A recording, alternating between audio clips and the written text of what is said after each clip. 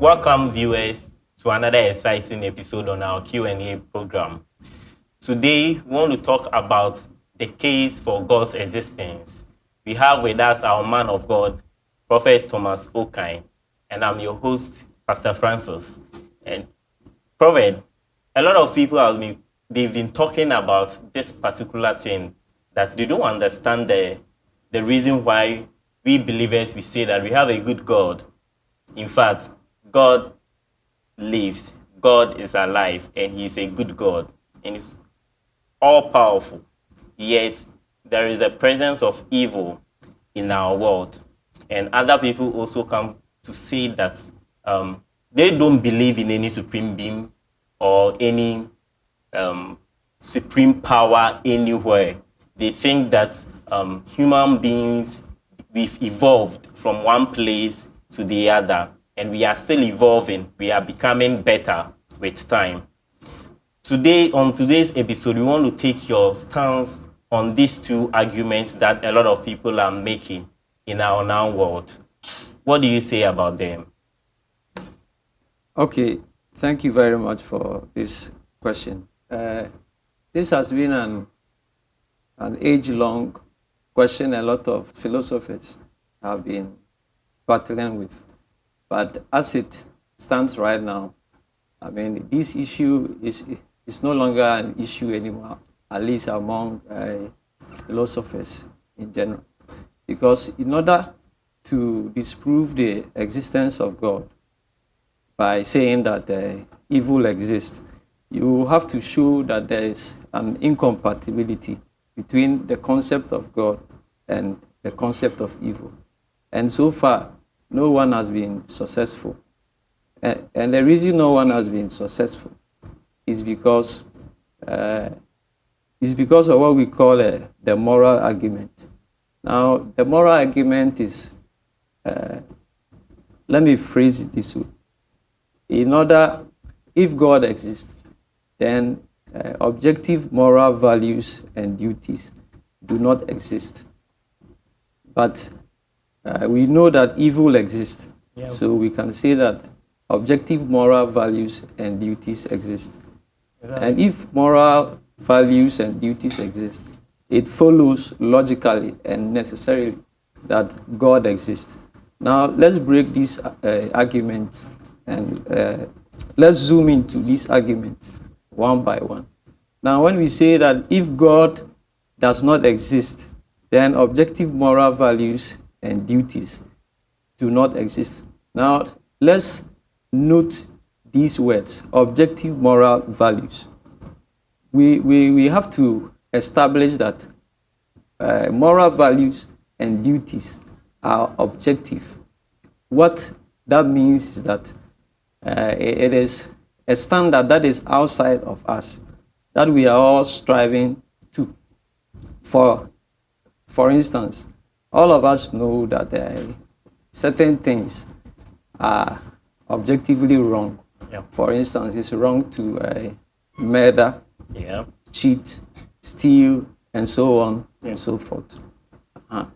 But where does these moral values, where do they come from? And it is impossible to ground these moral values and duties in any entity besides the concept of God. Because outside the concept of God, you can have maybe evolution. Yeah. But when you look at evolution in itself, you realize that it doesn't have any mechanism to produce free moral agents. Okay. For instance, God as a person is a free moral agent. Okay.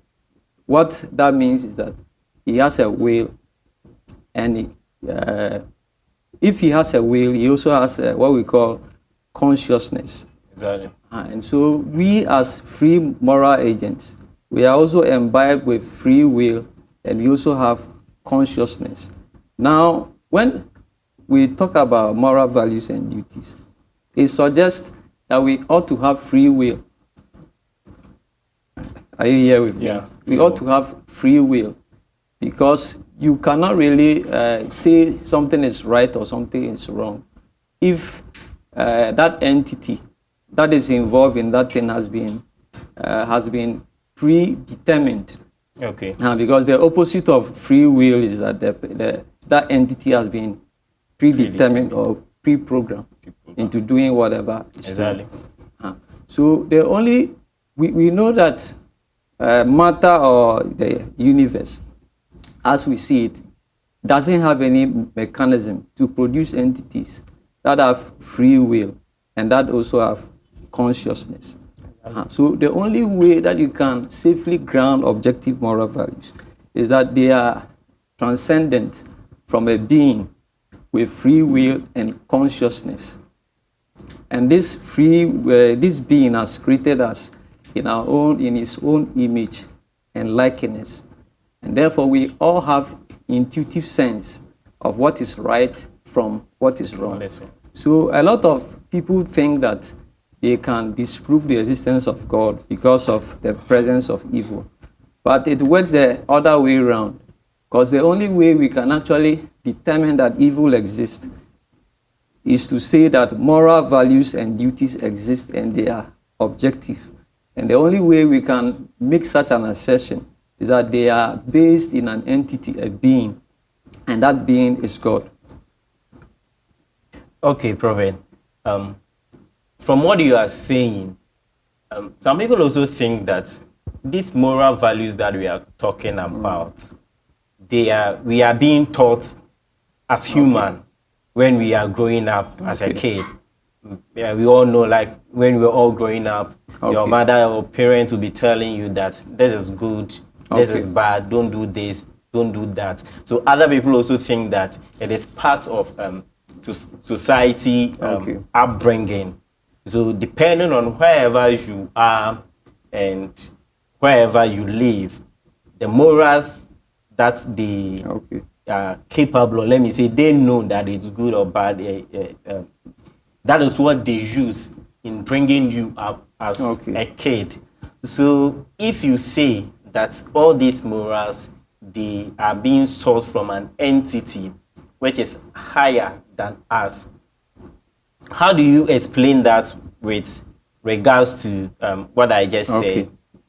Okay, this is a very good question. And I found that most people confuse what we call moral ontology with moral epistemology.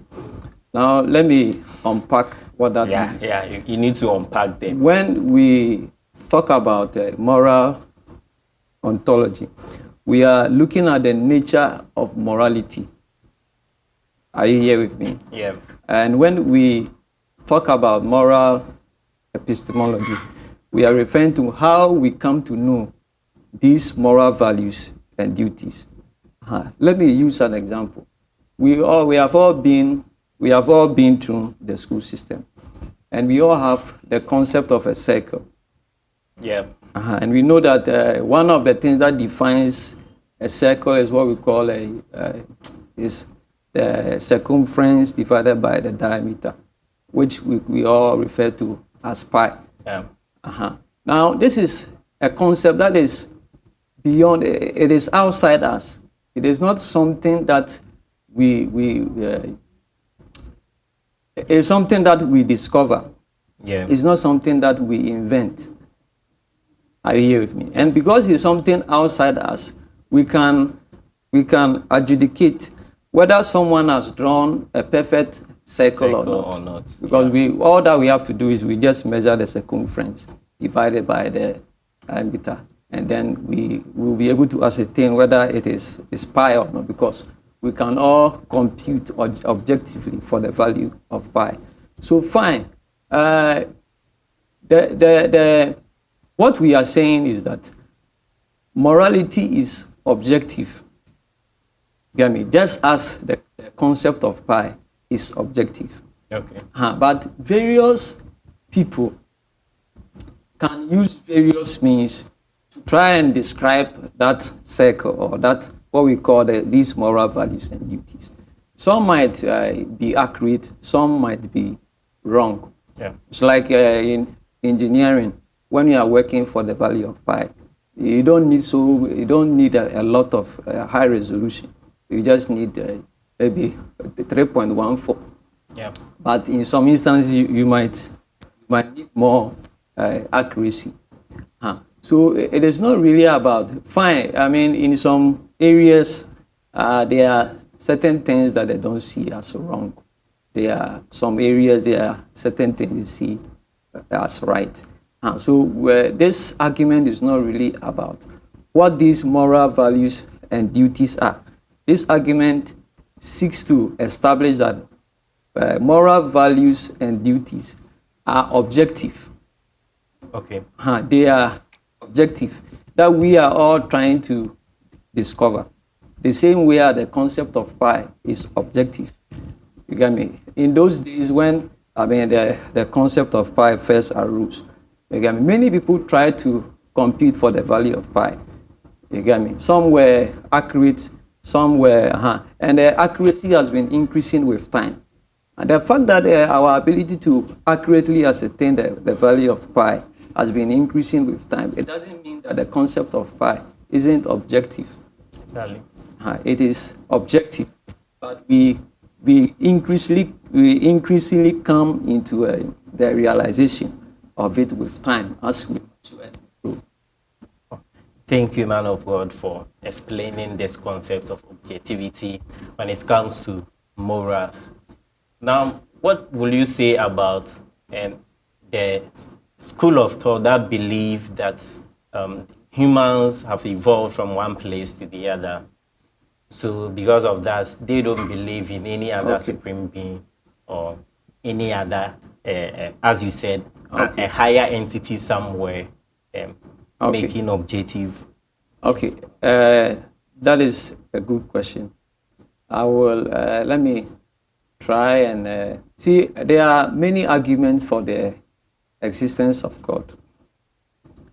But one that is, I find related to this question you asked,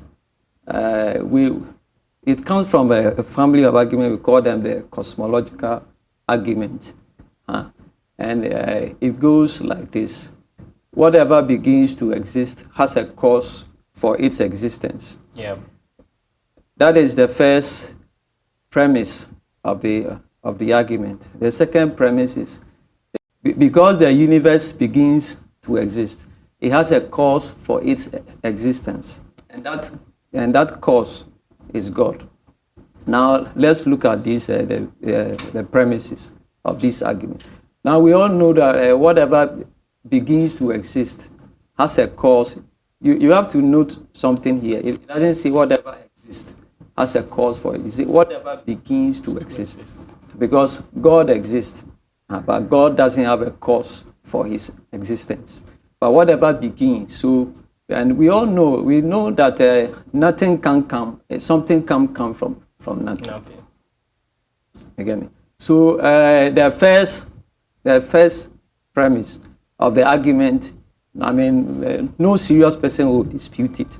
Now, what is under dispute is a second argument, which says that the universe begins to exist.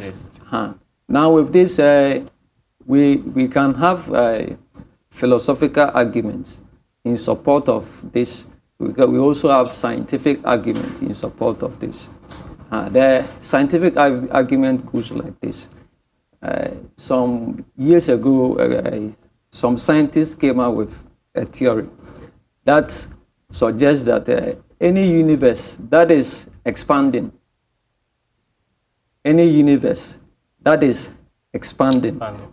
will have to have a boundary or a point at which it began.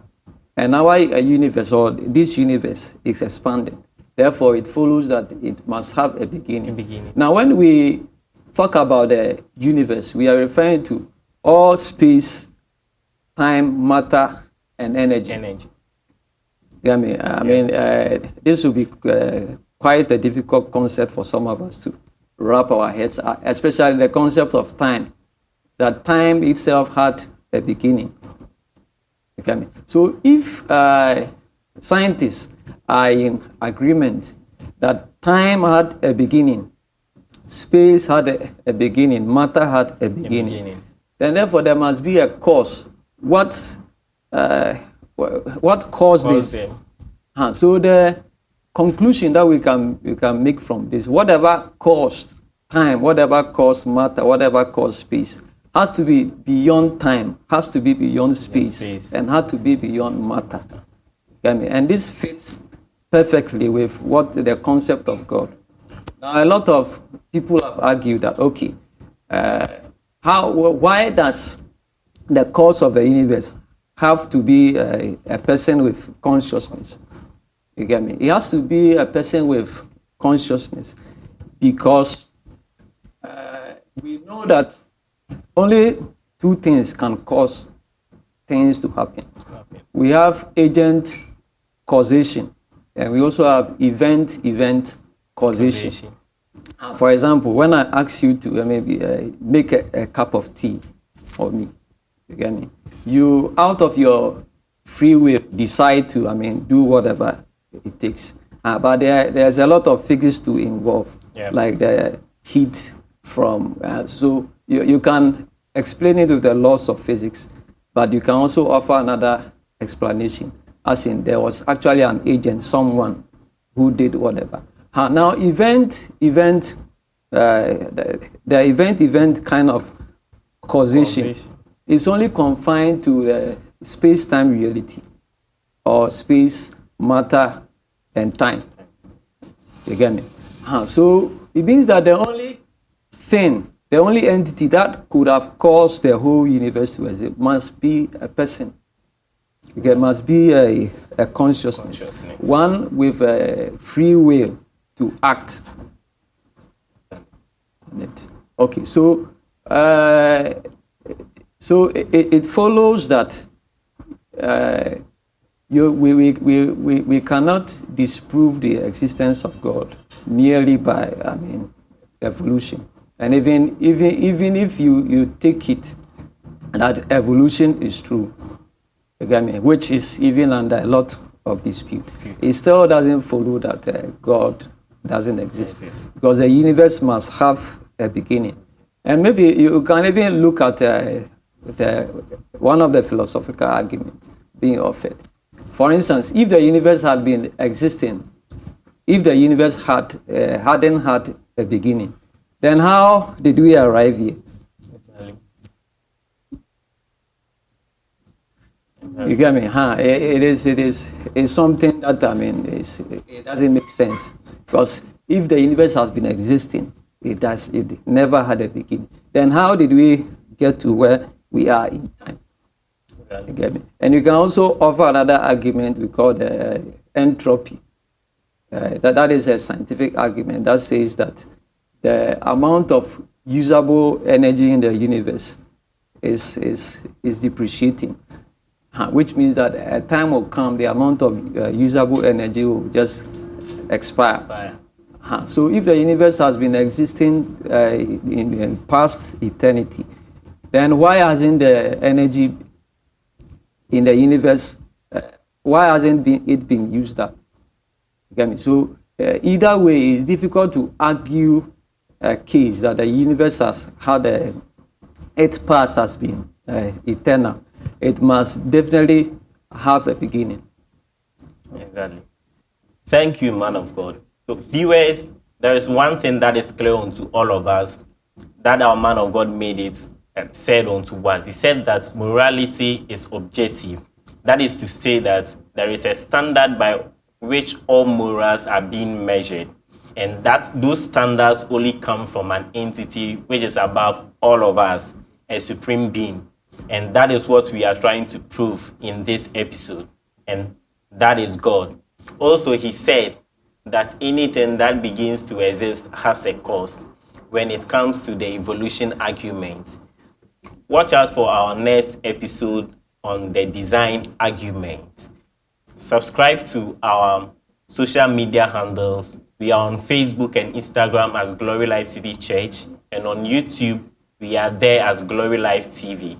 Like, share, and subscribe to our channels. Thank you for your time. See you next time on our next episode. Shalom.